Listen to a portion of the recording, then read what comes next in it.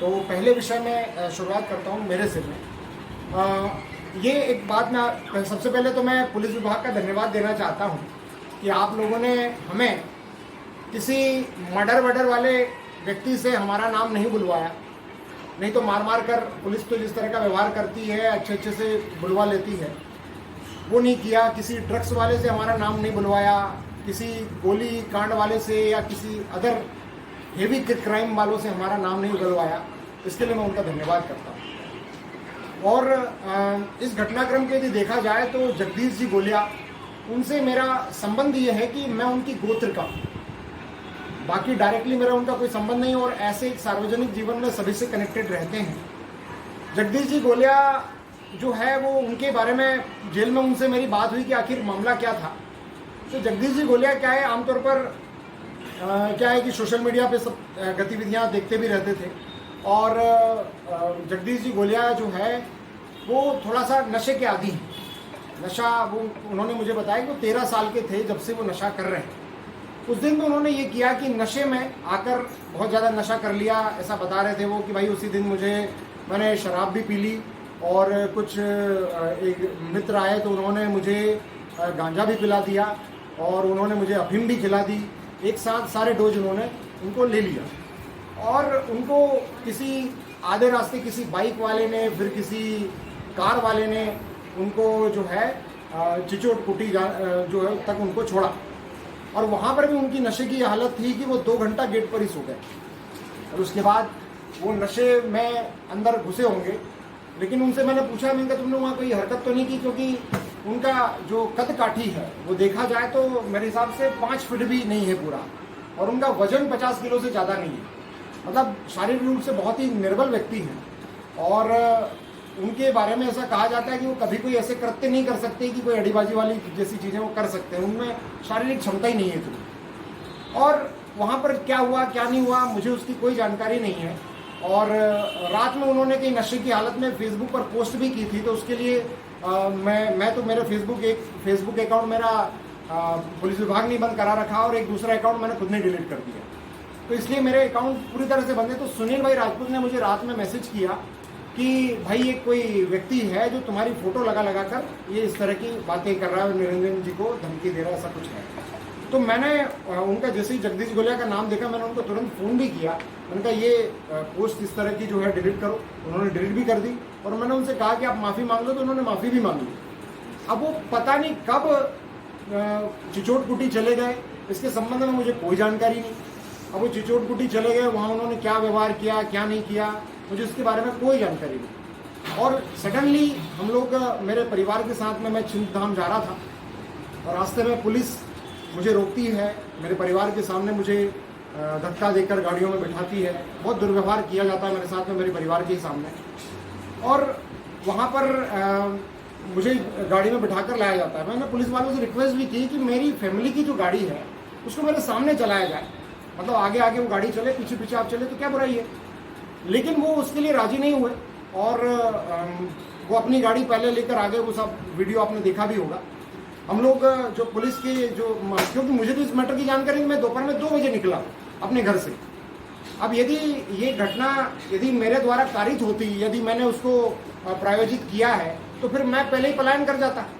मैं 2 बजे अपने घर से इत्मीनान से कैसे निकलता, ये भी सोचने की बात है।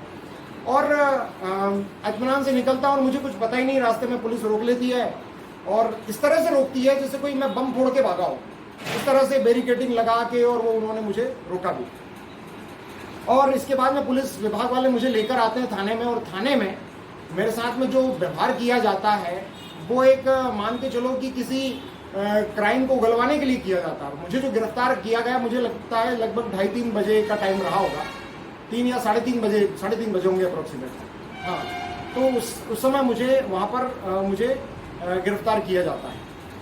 वहाँ मेरी पत्नी से उनकी काफ़ी कहासुनी भी होती है, क्योंकि हमको बताया नहीं जा रहा था कि हमें गिरफ्तार किस विषय में किया जा रहा है। मुझे डर इस बात का था कि भाई जगदीश गोलिया ने कोई वो जो फेसबुक पोस्ट की होगी उसमें शायद मुझे गिरफ्तार कर रहे हो, शायद निरंजन जी ने मेरा भी नाम शायद में लिखवा दिया होगा, मुझे अंदेशा हो गया था। अब ये थाने में लाते हैं और थाने में मुझे पहले तो बताया नहीं जाता कि FIR क्या है। मुझे कम से कम रात के 9 बजे तक कुछ नहीं बताया जाता है। फिर ज़बरदस्ती मुझे साइन करने के लिए कहा जाता है तो जो गिरफ्तारी वाला पेपर होता है उस पर मैंने साइन कर दिया, लेकिन जो उन्होंने एक डॉक्यूमेंट बनाया कि कोई अड़ीबाजी 1 लाख मांगे, मैंने कहा भाई मैंने मांगे नहीं, मेरा इसमें कोई इन्वॉल्वमेंट, मैंने साइन नहीं किया। तो इन लोगों ने मुझे उल्टा बांधा, इस तरह से बिल्कुल कुकड़ू बना दिया, और जो हमारे जो घुटने हैं यहाँ पर एक लकड़ी फंसा कर मुझे टेबल के ऐसे अटका दिया, बिल्कुल जैसे कोई चिकन तंदूरी बनता है ना, वैसा मुझे बना दिया। और पैर ही पैर में बहुत उन्होंने मारा और हाथ में मारा, उसकी वजह से मेरा हाथ ये वाला जो है पूरा सुन्न है, ये हाथ मेरा सेंसिटिविटी खत्म हो गई। मैंने जेल में भी वहाँ पर इलाज भी कराया इसका, और जो मेडिकल कराने के वहाँ पर भी मैंने बताया था। रात के 1 बजे तक मतलब इस तरह से मेरी पिटाइयाँ चल रही है। वो तो सडनली मेरा परिवार आ जाता है, तो उस वजह से क्या होता है कि इन लोग थोड़े सकपका जाते हैं और फिर मेरा बचाव हो जाता है, और वहाँ से मुझे लेकर आ जाते हैं। तब मैंने एकदम से चिल्ला दिया कि सोनम मुझे बचाओ, ये लोग मुझे उल्टा लटका कर मार रहे हैं। और वहाँ पर इन्होंने एक हरकत बहुत गंदी की कि इन्होंने मुझे हीटर पर भी, जो एक वो कुंडली वाला हीटर होता है ना, ये वाला हमारा नॉर्मल हीटर नहीं, कुंडली वाला हीटर होता है, उस हीटर पर इन्होंने मुझसे यूरिन पास तक कराया। यहाँ तक कि इन्होंने वीडियो बनाए इन सब गतिविधियों के, और अपने पास उन्होंने रखे, शायद उनको अपने आकाओं को दिखाना होगा, और वीडियो कॉल पर निरंजन जी को, वीडियो कॉल पर संदीप पटेल को भी इन्होंने वो सब चीज़ें दिखाई। ये मेरे सामने की बातें हैं, है ना। और मुझे मारा इसलिए जाता है कि तू भाजपा के खिलाफ कैसे बोला, तेरी हिम्मत कैसे हुई भाजपा के खिलाफ बोलने की, तेरी वजह से वोट बैंक कटा, तेरी वजह से ये हुआ, संघ के खिलाफ बोलेगा, निरंजन जी के खिलाफ बोलेगा, भाजपा ज्वाइन नहीं करेगा तो तेरे को अगले बहुत गंभीर केस में फंसा देंगे, तेरे को एमडी में फंसा देंगे, तेरे को मर्डर में फंसा देंगे, सब हमारे हाथ में है, तू कुछ नहीं कर सकता है। इस तरह की इनकी बातें थी। वो तो सडनली परिवार आ जाता है, इस वजह से मैं सेफ बच जाता हूँ। पीछे इनके साथ में बहुत दुर्व्यवहार हुआ। वो मुझे जब जेल गया और ये सब मिलने आया तो मुझे पता चला कि इनके साथ में भी बाद में बहुत दुर्व्यवहार हुआ। तो पहला ये विषय है, और इस विषय में थोड़ा सा एक समझने की बात यह है कि मुझे गिरफ्तार किया जाता है करीब 3:30 बजे, और जगदीश गोलिया जी को गिरफ्तार किया जाता है रात के 8-9 बजे के लगभग आए होंगे। आप मुझे बताइए कि जगदीश गोलिया जब पहले गिरफ्तार नहीं हुए तो उन्होंने मेरा नाम कैसे लिया? थोड़ा आश्चर्य की बात है ना। मतलब कुल मिला के पहले से इनका तय था कि मुझे इस तरह से टॉर्चर करना है। और मैं एक रियलिटी बताऊं कि जब राजपूत समाज वाली घटना हुई उसके बाद से एसपी साहब और इनका पूरा पुलिस फोर्स मेरे पीछे लगा हुआ था। मुझे मतलब कई दिनों तक अपने घर से 15 दिन तक दूर रहना भी पड़ा, क्योंकि एक FIR दर्ज की गई जिसमें मैंने पोस्ट डाली थी, जिसमें मैंने राजपूत समाज के साथ जो घटना हुई उसको मैंने भाजपा संघ द्वारा प्रेरित बता दिया था। तो उसको लेकर इन्होंने जाति हिंसा की धारा लिखी, है ना। इनका कहना था कि इससे राजपूत समाज और भाजपा के बीच में तनाव उत्पन्न हो गया। तो उसमें जाति हिंसा कहाँ से आ गई? क्योंकि राजपूत समाज जरूर जाति है, लेकिन भाजपा कोई जाति नहीं। जाति हिंसा की धारा जो 2 जातियों के बीच विभेद डालो तो ही होती है। इन्होंने वो प्रकरण लिखा, वो भी जमानती है जिसकी थाने से जमानत हो जाती है, लेकिन उसके लिए पुलिस बार बार मेरे घर आ रही, बार बार मुझे टॉर्चर करी। तो मैं एक बार मुझे लगा कि यार कुछ गड़बड़, या तो ये लोग मिसबिहेवियर करेंगे, क्योंकि मुझे इनकी मंशा जो है, क्योंकि राजपूत समाज के साथ जो घटना हुई उससे मैं समझ गया कि पुलिस अपनी बर्बरता पर है। तो मैं वहाँ से आउट हो लिया 10-15 दिन में, मैटर ठंडा हो जाए उसके बाद में वापस आएंगे। तो एसपी साहब ने मेरी वाइफ को, मेरे पापा को, इन्होंने बिल्कुल कॉन्फिडेंस में लिया कि हम कोई भी तकलीफ आपको नहीं देंगे, आप आराम से अपने घर आइए। और मैं फिर हरदा में आके आराम से घूमने लगा, अपना काम करने लगा। फिर सडनली ये भाई साहब जो जगदीश गोलिया जी चले जाते हैं। जगदीश गोलिया जी को देखा जाए तो एक टूल बनाया। जगदीश गोलिया जी हिंसक प्रवृत्ति के व्यक्ति नहीं है। वो बता रहे हैं कि इतनी बड़ी लकड़ी लेकर गए। मैंने उनसे पूछा लकड़ी लेकर क्यों गए? बोले यार रास्ते में कुत्ते परेशान कर रहे थे, इसलिए लकड़ी लेकर गए। अब इस बात को लेकर उन्होंने यदि इतना वो बना दिया है, इशू बनाया है, तो मुझे नहीं लगता कि ये सही है। ये बहुत ही अन्यायपूर्ण है, क्योंकि जगदीश गोलिया जी कोई अड़ीबाजी लायक व्यक्ति नहीं, कोई पहलवान टाइप का व्यक्ति होता और पुलिस उसको टूल बनाती तो बात समझ में आती। एक व्यक्ति जिसमें 50 किलो वजन नहीं, एक झापड़ दो तो बहुत दूर दिख जाए, ऐसे व्यक्ति को इन्होंने टूल बनाया कि अड़ीबाजी करने आ गया। मतलब संभव ही नहीं है ऐसी बात। यदि किसी व्यक्ति को अड़ीबाजी करना होता है तो 10-20 लोग भेजते हैं कि जाओ वसूली करके लाओ। एक 50 किलो का भी आदमी नहीं है, उसको कैसे भेजेगा कोई भी व्यक्ति? ये थोड़ा सोचने की बात है। तो पुलिस ने जो ये पूरा प्रकरण बनाया है, एक हिसाब से वो मजिस्ट्रेट के सामने जब आएगा तो आप मान के चलिए कि वो मजिस्ट्रेट तो जगदीश गोलिया जी को देख के ही रद्द कर देंगे उस केस को। और मैं इस विषय में आपको एक बात और कहूँगा कि मैं निरंजन जी को भी कहना चाहता हूँ, सुजीत जी शर्मा को भी कहना चाहता हूँ कि आप लोगों ने मेरे ऊपर ये प्रकरण बनवाया है, तो मैं आपसे इतना कहूँगा कि यदि आप सही हो और मैं कोर्ट में गलत सिद्ध हो गया तो मैं आपके यहाँ जीवन भर झाड़ू पोछे लगाऊंगा।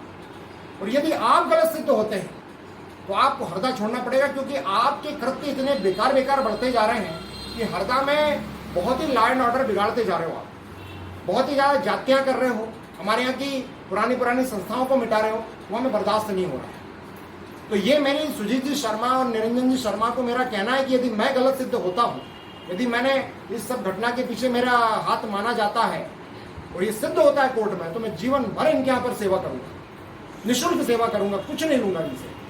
मैं इतना तक मेरा दावा है। और यदि ये निरंजन जी गलत साबित होते हैं तो ये इनको माफ़ी मांगनी पड़ेगी मुझसे सार्वजनिक रूप से, और इनको हरदा छोड़ना पड़ेगा। मैं नहीं चाहता कि ऐसे व्यक्ति हरदा में रहें। निरंजन जी से मेरा कोई पर्सनल विद्वेष नहीं है, निरंजन जी को मैं कभी जानता ही नहीं था। मैं इस विषय पे भी बात करने वाला हूँ। मुझे ये गंगेश्वरी मठ के बारे में भी कोई जानकारी नहीं थी। अखबार वगैरह में आता था तो मैं बिल्कुल नज़रअंदाज करने में, पता नहीं क्या चीज़ है, मैं उस पर ध्यान ही नहीं दिया जाता। मुझे एक बार, अब गौर से सुनिए सर इस बात को, मुझे एक बार करताना थाना के टीआई साहब जो अनिल गुजर जी हैं, इन्होंने इस सारे मैटर के बारे में बताया। मुझे उसकी एबीसीडी भी नहीं पता थी। गुजर साहब कहाँ मिले वो बता देता हूँ कि यहाँ अपनी बस स्टैंड के सामने वाली जो गली है वहाँ पर एक रिपेयरिंग शॉप पर ये मुझे मिले, और उन्होंने वहाँ पर मुझे सारा बताया कि ये जो हुआ है घटनाक्रम गंगेश्वरी मठ वाला, ये संघ वालों ने अतिक्रमण किया इसमें। तो तब मुझे इसकी पूरी हकीकत पता चली। मुझे उसके बारे में कुछ पता ही नहीं था, मैं निरंजन जी को जानता ही नहीं था। और फिर मैं गंगेश्वरी मठ गया और गंगेश्वरी मठ में मेरे बाबा ने और ज़्यादा पूरी बातें बताई। मतलब ये आप सोचने की बात है कि ये जो अनिल गुजर जी हैं थाना इंचार्ज, ये डबल खिलाड़ी है। इतना शानदार खिलाड़ी मैंने देखा नहीं, वो डबल गेम खेल रहा है। मतलब उधर वो निरंजन जी के पास भी जा रहे हैं, उधर हाँ हुजूरी भी कर रहे हैं, और इधर मेरे साथ गेम भी खेल रहे हैं। ये भी एक आश्चर्य की बात है। मुझे इस मैटर के बारे में इनके अलावा, आप देखिए ना, आपकी वो मैटर हुआ था करीब नवंबर एंड में हुआ था, नवंबर और दिसंबर की स्टार्टिंग में हुआ था, और मैं उस विषय को उठाता हूँ मार्च या अप्रैल में उठाता हूँ, अप्रैल एंड में उठाता हूँ। 4 महीने बाद मुझे क्यों बताया जा रहा है? तो ये इनका कृत्य है। तो इन पर एसपी साहब को ये जो इस तरह का दो तरफा गतिविधि ये कर रहे हैं, इस पर उनको थोड़ा संज्ञान लेना चाहिए। निरंजन जी को भी थोड़ा सावधान होना चाहिए कि ऐसे लोग आपके साथ जुड़े हुए हैं जो आप ही के साथ में मेरे हिसाब से छल कर रहे हैं। मठ वाला जो विषय मैंने उठाया, उसका मूल कारण था कि भाई मुझे लगा कि मेरे क्षेत्र की एक संस्था है। वैसे मैं एक बात बताऊं कि गंगेश्वरी मठ को मैं पहले जानता नहीं, मैं हरदा में ज़्यादा रहा नहीं। तो ये जब मैटर हुआ तभी मैं गंगेश्वरी मठ के बारे में जानने लगा। तो मुझे आश्चर्य हुआ कि यार इतना शानदार कोई मठ था जो बहुत रिच था हमारे यहाँ का, और उस मठ को जो है मिटाया जा रहा है, तो मुझे थोड़ा सा उस पर अच्छा नहीं लगा। तो इस पर मैंने वीडियो बनाया था, और उसके खिलाफ इन भाजपा के लोगों ने बहुत मेरी आलोचना भी की थी। और निरंजन जी को मैं थोड़ा सा, इस निरंजन जी का क्या इतिहास है, उन्होंने क्या समाज के लिए क्या नहीं किया, मुझे उससे मतलब नहीं है। आज मेरे सामने जो उन्होंने जो गतिविधि की वो मुझे ठीक नहीं लगी, तो मैंने उनका विरोध किया। भाषा मेरी कड़वी जरूर है, लेकिन अपशब्दों वाली भाषा मेरी कभी नहीं रही। तो ये जो मेरे ऊपर आरोप लगा रहे हैं कि मैं गलत भाषा का उपयोग कर रहा हूँ, मैं गलत भाषा नहीं, कड़वी भाषा का प्रयोग जरूर कर रहा हूँ। अब मैं चोर को चोर कह देता हूँ, मेरी एक थोड़ी सी कमी है ना। तो ये बात है। दूसरा जो विषय है मेरे परिवार को लेकर, मेरी पत्नी के साथ में जो अभद्रता होती है वहाँ पर, इनको रात के 11-12 बजे तक जो है सिवनी उनी, मतलब आप सोचो रहटी के पास, हम लोग रहटी और नसरुल्लागंज के बीच में पकड़ा है, और वहाँ से इनको सिवनी तरफ से उधर से घुमा के लाए। ये लोग इधर से घुमा के क्यों लाए भाई, मेरे सामने क्यों नहीं लेके गए, ये भी सोचने की बात है। मेरी बच्ची छोटी सी, इसको डरा रहे हैं रास्ते में, इसको चमका रहे हैं, पत्नी के साथ बहस कर रहे हैं, उनको डरा रहे हैं, चमका रहे हैं, अपशब्दों का प्रयोग कर रहे हैं। ये पुलिस वालों ने किया है। और इनके साथ में कोई महिला कांस्टेबल भी नहीं थी, वो इन्होंने बताया, कोई महिला पुलिसकर्मी भी नहीं था। और इसके बाद थाने में इनके साथ में दुर्व्यवहार किया जाता है। थाने में इनको अनिल गुजर जो है वो थप्पड़ मारने तक का कहते हैं। तो ये जो चीज़ें हैं भाई, आज मेरे घर की लक्ष्मी है, मेरे घर का सम्मान है, मेरे परिवार का सम्मान है। और मेरा भाई वहाँ पर था, उसका जिसका कोई लेना देना ही नहीं, उसको भी बहुत बुरी तरह से मारा, उसका कान सूजा हुआ है, उसको लगता है एडमिट करना पड़ेगा, ये स्थिति है। तो ये जो हुआ है ये एक्सेप्ट करने लायक नहीं है, और इस बात को लेकर मैं सहन नहीं कर पाऊंगा। मैं तो बिल्कुल, मैं इसमें बिल्कुल भी बर्दाश्त नहीं कर पाऊंगा, चाहे मुझे इसके लिए कोई भी कुर्बानी देनी पड़े। मेरे परिवार के साथ, मेरे घर की लक्ष्मी के साथ में इन्होंने दुर्व्यवहार किया है। ये किसी की बहन है, ये किसी की बेटी है, किसी परिवार की बहू है, इस हरदा जिले की बहू है। आज पूरा दिल्ली छोड़कर अपने मध्य प्रदेश में आकर बसी हैं और इनको हम एक सम्मान ना दे सकें तो इसमें अच्छी बात नहीं है। तो मैं आपको साफ तौर पे कह दूं कि यदि पुलिस कप्तान साहब एफआईआर दर्ज नहीं करते हैं, अनिल गुर्जर और वहां पर जो पुलिस वाले थे, इनको तो नाम भी नहीं पता है कि कौन कौन थे, रिपु दमन थे एसआई, और एक जितेंद्र वैष्णव थे मोटे मोटे से पुलिस वाले, वो थे। उन तीनों ने इनके साथ दुर्व्यवहार किया और मेरे भाई के साथ भी मारपीट की। यदि इन तीनों के ऊपर एफआईआर दर्ज करके इनको सस्पेंड नहीं किया जाता है, महिलाओं के साथ अभद्रता की एफआईआर पुलिस विभाग को दर्ज करना पड़ेगा। हम इनको 7 डेज का टाइम देते हैं, 7 दिन का।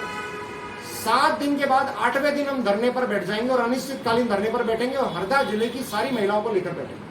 क्योंकि ये बात मेरी नहीं है भाई, आपने मुझे मार लिया, ठीक है, मैं तो सक्रिय राजनीति और व्यवस्था से जुड़ा हुआ, पत्रकारिता से जुड़ा हुआ, मैं मेरी मार को बर्दाश्त कर सकता हूं, लेकिन मेरे परिवार के साथ में अभद्रता होती है, मेरे घर की महिलाओं के साथ अभद्रता होती है, मैं बर्दाश्त नहीं कर सकता।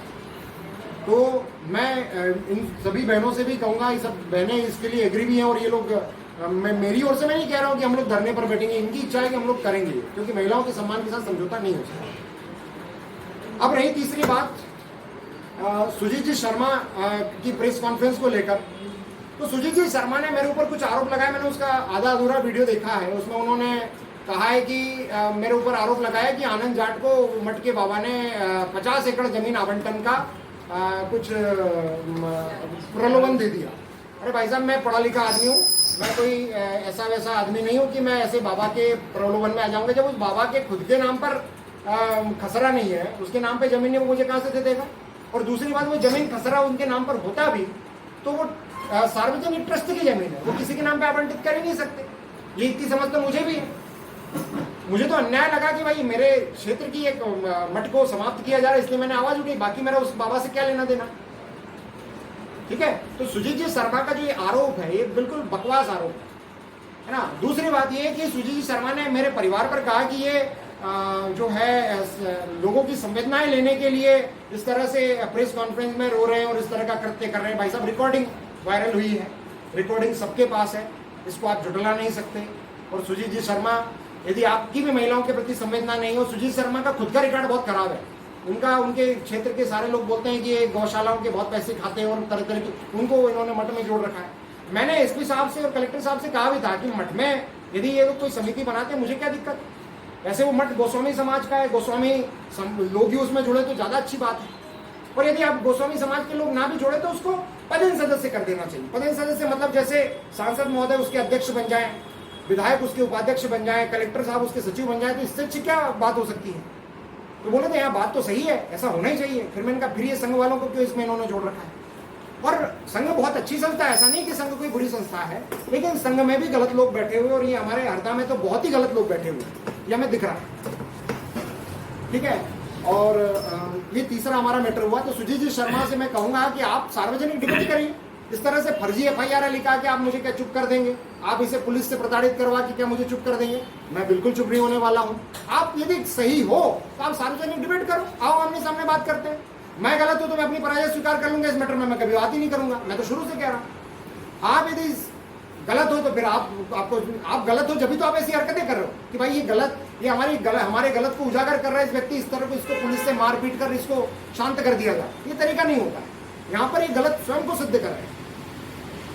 और चौथा विषय है, मेरे ऊपर श्री कमल जी पटेल ने फेसबुक पोस्ट डाली है। उनका कहना है कि मैं अपराधी प्रवृत्ति का व्यक्ति हूँ, मेरे ऊपर इतने इतने केस है। मैं आपको एक बात बता दूं, मेरा एक वास्तविक केस, मेरे एक पुराने समय में एंगेजमेंट से जुड़ा हुआ था केस, वो जरूर मेरा एक रियल केस है।